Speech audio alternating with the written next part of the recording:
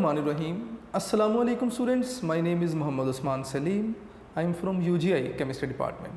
Students, first year chemistry chapter 10 electrochemistry, और इस chapter में हमने सेल्स को डिस्कस किया था, जिसमें सबसे पहले हमने इलेक्ट्रोलाइटिक सेल को डिस्कस किया, फिर उसके बाद कुछ इंडस्ट्रियल इम्पोर्टेंस वाला टॉपिक हमने डिस्कस किया, और साथ ही साथ फिर हमने गैल्वानिक और वोलेटाइल सेल को भी डिस्कस किया।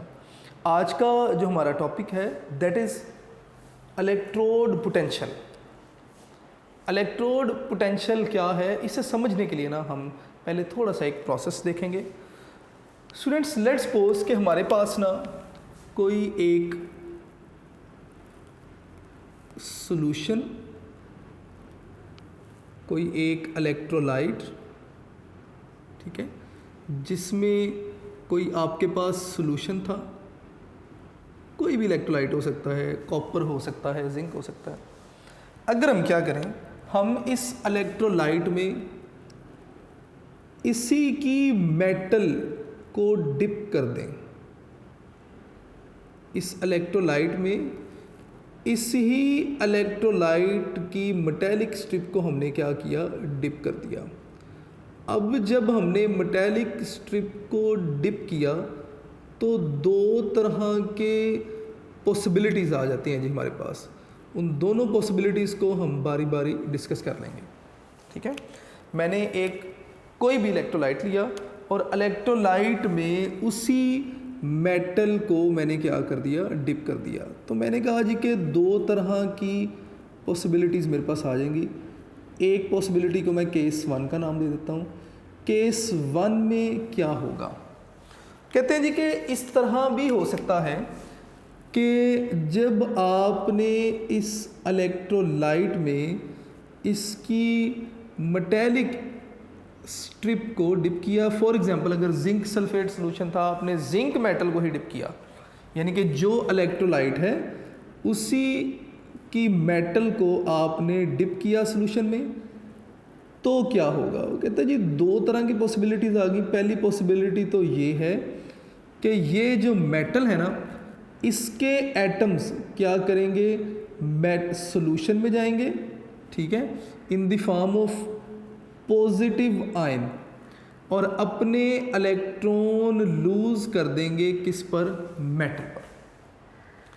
सॉल्यूशन से पॉजिटिव आयन मेटल पर भी जाएंगे, ठीक है, इलेक्ट्रॉन को गेन भी करेंगे, लेकिन ज़्यादा जो टेंडेंसी है वो ये हो सकती है कि मेटल से जो पॉजिटिव आयन है वो किस में जाएं, सॉल्यूशन में जाएं, ठीक है। तो पहली पॉसिबिलिटी तो ये है। अच्छा जी, अब इस केस को या इस पॉसिबिलिटी को मैं इस तरह से लिख देता हूँ कि जो मेटल है, ठीक है, मेटल से जो एटम्स हैं वो जाएंगे किस में, सॉल्यूशन में। तो अगर मेटल से एटम्स सॉल्यूशन में जाएंगे तो मेटल पर कौन सा चार्ज आ जाएगा, नेगेटिव, क्योंकि आयन्स सॉल्यूशन में जा रहे हैं। तो मेटल पर इलेक्ट्रॉन रह जाएंगे, मेटल पर नेगेटिव चार्ज, और सॉल्यूशन में पॉजिटिव चार्ज बढ़ता जाएगा, ठीक है, सॉल्यूशन में पॉजिटिव चार्ज बढ़ता जाएगा। दूसरी पॉसिबिलिटी क्या है, दूसरी पॉसिबिलिटी ये है कि कुछ इस तरह से भी हो सकता है कि जब आपने किसी मेटल को उसी के सॉल्यूशन में डिप किया, ठीक है, लेट्स सपोज ये सॉल्यूशन था, आपने मेटल को उसी के सॉल्यूशन में क्या किया जी, डिप किया। तो दूसरी पॉसिबिलिटी ये भी हो सकती है कि जो सॉल्यूशन में से पॉजिटिव आयन है वो मेटल पर डिपॉजिट होना शुरू हो जाएं। पॉजिटिव आयन कहाँ पर डिपॉजिट हो रहे हैं, मेटल पर आके डिपॉजिट होना शुरू हो गए हैं। तो स्टूडेंट्स, इस केस में जो मेटेलिक स्ट्रिप है इस पर पॉजिटिव चार्ज आ जाएगा और सॉल्यूशन में नेगेटिव चार्ज बचेगा, ठीक है। कैसे, ज़रा बात को देख लेते हैं। मैंने कहा जी कि मेटल, और उसके बाद मैंने कहा जी उस मेटल का इलेक्ट्रोलाइटिक सॉल्यूशन, जैसे अगर कॉपर है तो कॉपर सल्फेट, तो सॉल्यूशन में से आयन्स किस तरफ आना शुरू कर देंगे, मेटल पर आकर डिपॉजिट होना शुरू हो जाएंगे। तो इसका मतलब सॉल्यूशन में सिर्फ सल्फेट आयन बच गया अगर कॉपर सल्फेट था तो, तो सॉल्यूशन पर कौन सा चार्ज नेगेटिव और मेटल पर कौन सा चार्ज आना शुरू हो जाएगा, पॉजिटिव। तो अगर आप दोनों केसेस में देखेंगे तो मेटेलिक स्ट्रिप और सॉल्यूशन दोनों के दरमियान चार्जेस का डिफरेंस आ गया, चार्जेस का डिफरेंस आ गया। इसी तरह इस केस में भी मेटेलिक स्ट्रिप और मेटल दोनों के दरमियान चार्जेस का डिफरेंस आ गया।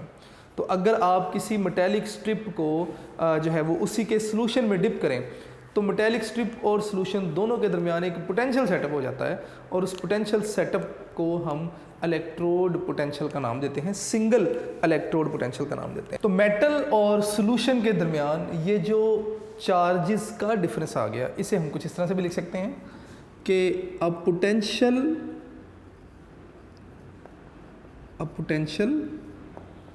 Setup between metallic strip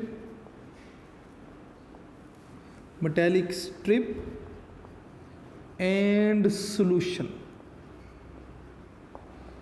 is called single electrode potential। इसे ना हम नाम देंगे सिंगल इलेक्ट्रोड पोटेंशियल का।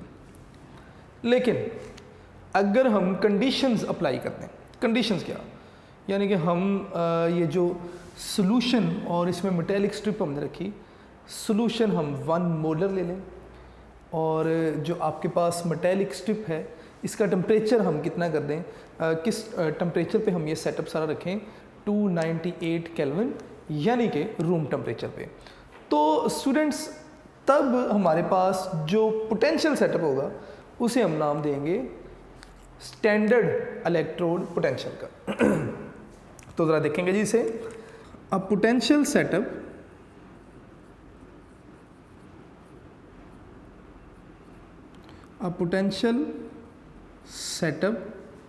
When a metal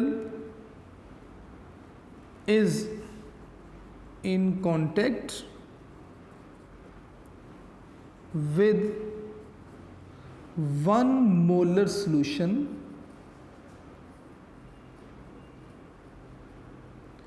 of its own ion at 298 Kelvin is called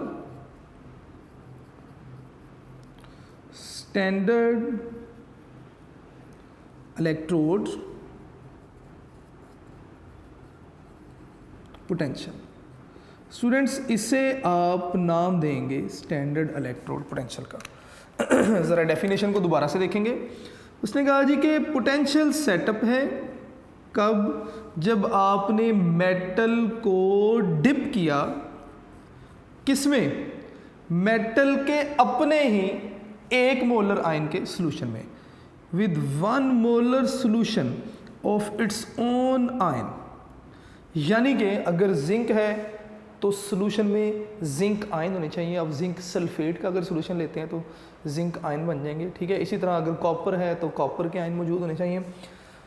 और कब, कंडीशन क्या है, एट 298 केल्विन या 25 डिग्री सेंटीग्रेड।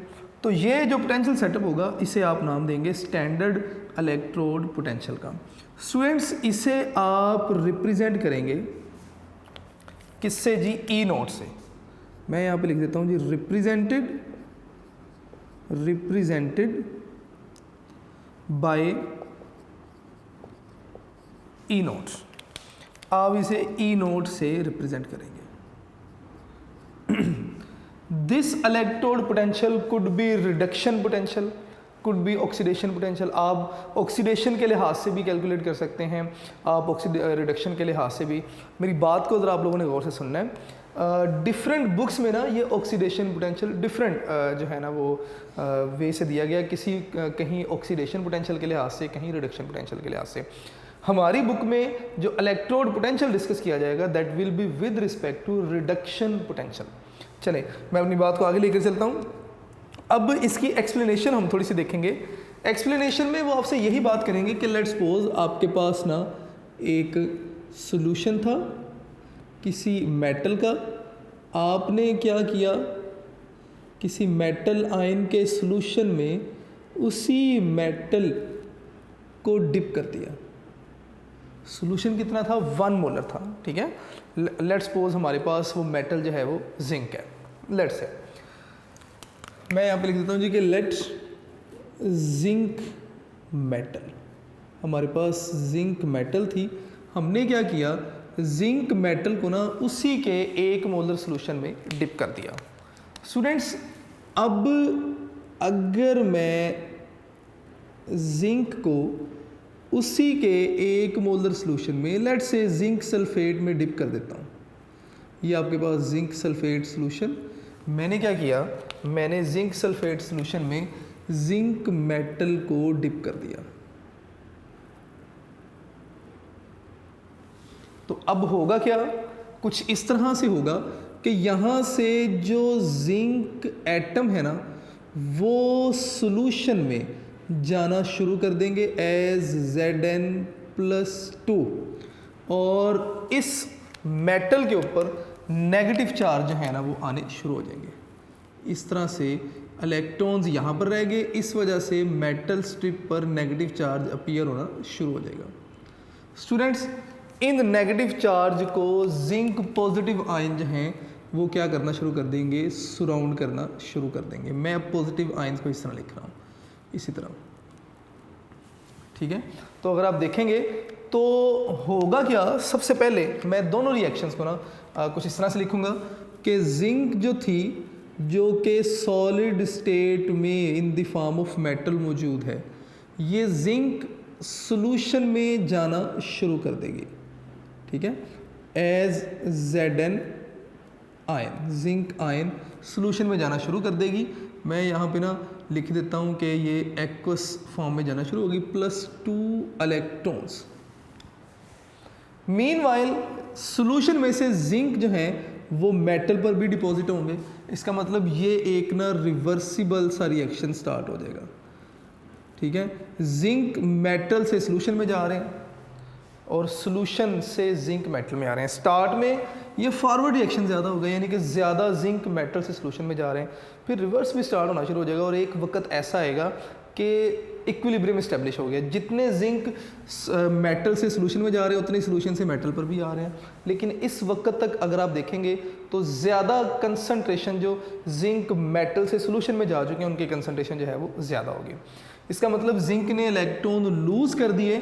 इस वक्त जिंक का जो इलेक्ट्रोड पोटेंशियल होगा वो ऑक्सीडेशन पोटेंशियल होगा, लेकिन हम चूँकि रिडक्शन के लिहाज से बात करते हैं तो हम उस वैल्यू को नेगेटिव साइन के साथ लिखेंगे। खैर, तो मैं यहाँ पर लिखूँगा कि जिंक जो है वो क्या हो जाएगी जी, रिड्यूस हो जाएगी। अब नेक्स्ट वो ये कहते हैं जी कि इसी तरह अगर हमारे पास कॉपर सल्फेट होता, ठीक है, हम कॉपर के एक मेटेलिक स्ट्रिप को कॉपर सल्फेट के सॉल्यूशन में डिप करते तो इलेक्ट्रॉन गेन होते बाय कॉपर इन सॉल्यूशन और कॉपर जो है वो मेटल के ऊपर डिपॉजिट होना शुरू हो जाता।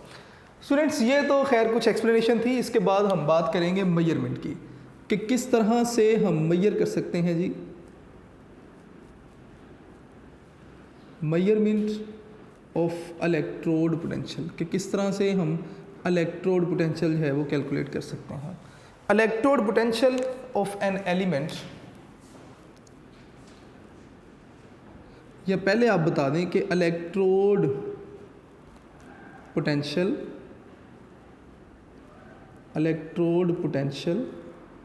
ऑफ हाइड्रोजन, या आप लिख लें standard hydrogen electrode potential of standard hydrogen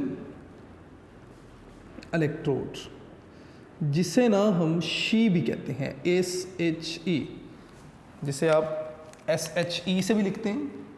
और ये नेक्स्ट टॉपिक भी होगा हमारा, इज़ आर्बिट्रेरीली टेकन एज 0। मैं यहाँ पे लिख दूंगा इज़ टेकन आर्बिट्रेरीली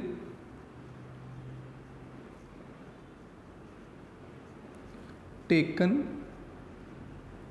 एज 0। हमने ना उसे 0 मान लिया, 0 होता नहीं है, हमने उसे ज़ीरो मान लिया हुआ है, हमारा स्टैंडर्ड बन चुका है, एक मेयार बन चुका। अब जिस भी एलिमेंट का इलेक्ट्रोड पोटेंशियल आपने कैलकुलेट करना है, हम क्या करते हैं, उस एलिमेंट को कपल करते हैं स्टैंडर्ड हाइड्रोजन इलेक्ट्रोड के साथ। स्टैंडर्ड हाइड्रोजन इलेक्ट्रोड का इलेक्ट्रोड पोटेंशियल ज़ीरो, और कपलिंग एलिमेंट का जो भी वोल्ट मीटर के ऊपर रीडिंग आ रही होती है, that is for coupling electrode. मैं यहाँ पे वर्ड्स लिखता हूँ, फिर ज़रा मेरी बात को देखिएगा। मैंने कहा जी कि element whose electrode potential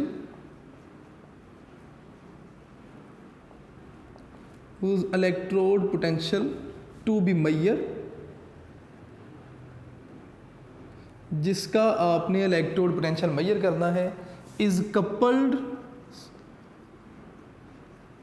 with she यानी कि standard hydrogen electrode, and value noted on volt meter पर हम क्या करते हैं, हम वैल्यू जो है वो नोट कर देते हैं। तो ये ना आपके पास कुछ एक इन्फॉर्मेशन थी about measurement of standard hydrogen या standard electrode potential of an element. Students, इसके बाद जो हमारा नेक्स्ट टॉपिक बनता है, that is standard hydrogen electrode. Standard hydrogen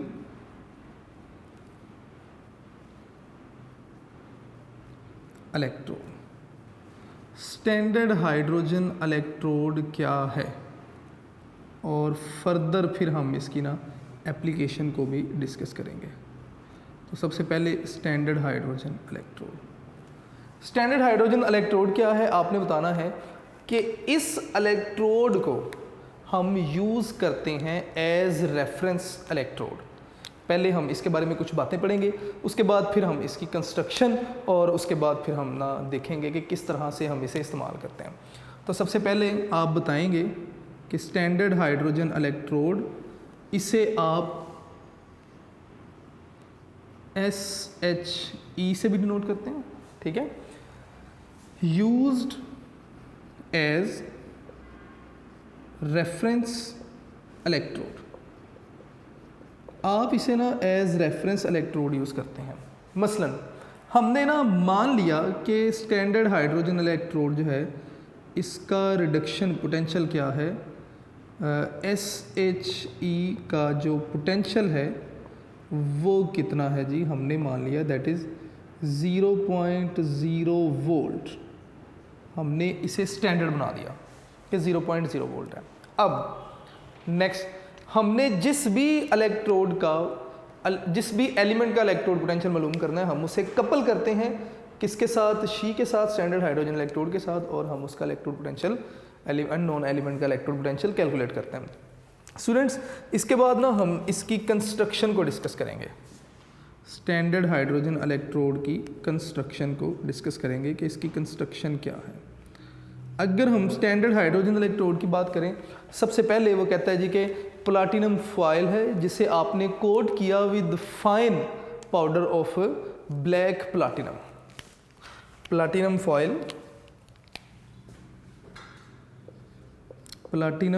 foil coated with finally divided platinum black. ठीक है, पहले नंबर पे तो आपको ये पता होना चाहिए।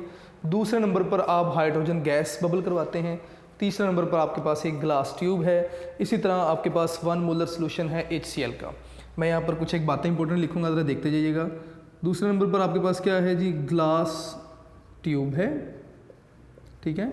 इसी तरह हाइड्रोजन गैस बबल्ड इन, आपने इस गैस को बबल इन करवाया, यानी कि अपने ऑपरेटस में इन करवाया। उसके अलावा फोर्थली आपके पास क्या है, आपके पास 1 मोलर HCl सोल्यूशन। मैं यहाँ पर लिख रहा हूँ जी 1 मोलर HCl आपके पास क्या है, सोल्यूशन है। अब सबसे पहले ना हम इसकी डायग्राम पहले बना लेते हैं। डायग्राम किस तरह से होगी स्टूडेंट्स, अगर इसकी डायग्राम आप देखेंगे तो आपके पास एक बीकर और इस बीकर में हमारे पास एक 1 मोलर HCl सॉल्यूशन होगा जी। ठीक है, मैं यहाँ पर 1 मोलर HCl सॉल्यूशन शो कर रहा हूँ। आपने क्या किया, आपने इसमें एक प्लाटिनम फॉयल ली और इस प्लाटिनम फॉयल को हमने कोट किया हुआ है किसके साथ, with finally divided platinum black, और इसे हमने इस वायर के थ्रू बैटरी के साथ कनेक्ट किया। ठीक है, इसके ऊपर हमारे पास ना एक इन्वर्टेड ग्लास ट्यूब है विद साइड आर्म, ये glass tube with side arm. मैं यहाँ पर ना एक साइड आर्म शो कर रहा हूँ। Why this side arm, to bubble hydrogen gas in, hydrogen gas को यहाँ से आप इंट्रोड्यूस करवाएंगे। ये आपके पास 1 मोलर सॉल्यूशन है HCl का। ठीक है, अब आपने करना क्या है, ये आपके पास नेक्स्ट अटैच हो जाएगी जी यहाँ से पोटेंशियोमीटर से, जहाँ पर आपको पोटेंशियल वोल्टेज मिलेंगे जी, कितने वोल्टेज बन रहे हैं।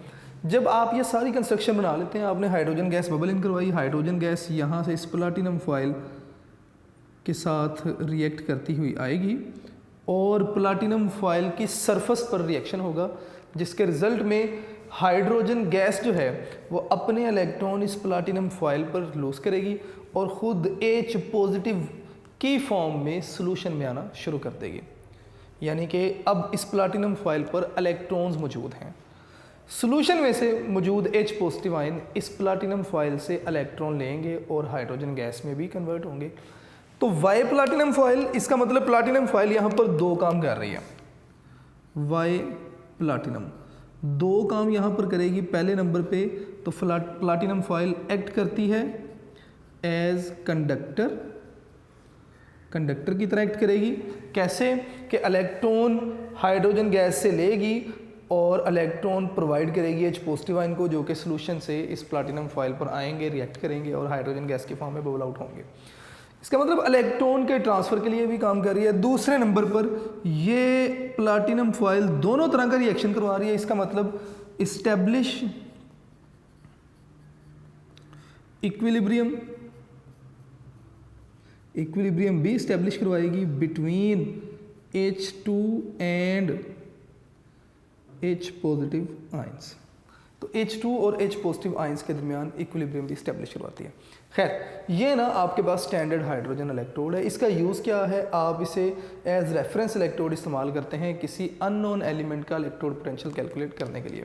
स्टूडेंट्स, सिंबॉलिकली अगर आप जब सेल्स बनाएंगे ना, तो उसमें जब आप स्टैंडर्ड हाइड्रोजन इलेक्ट्रोड लिखेंगे तो आप उसकी सिंबल कुछ यूँ बनाएंगे कि आप एक इलेक्ट्रोड बनाएंगे। ठीक है, इसी तरह इस इलेक्ट्रोड में से एक पाइप आउट करेंगे और यहाँ पर आप 1 मोलर HCl सॉल्यूशन शो कर देंगे। This is the symbol of standard hydrogen electrode.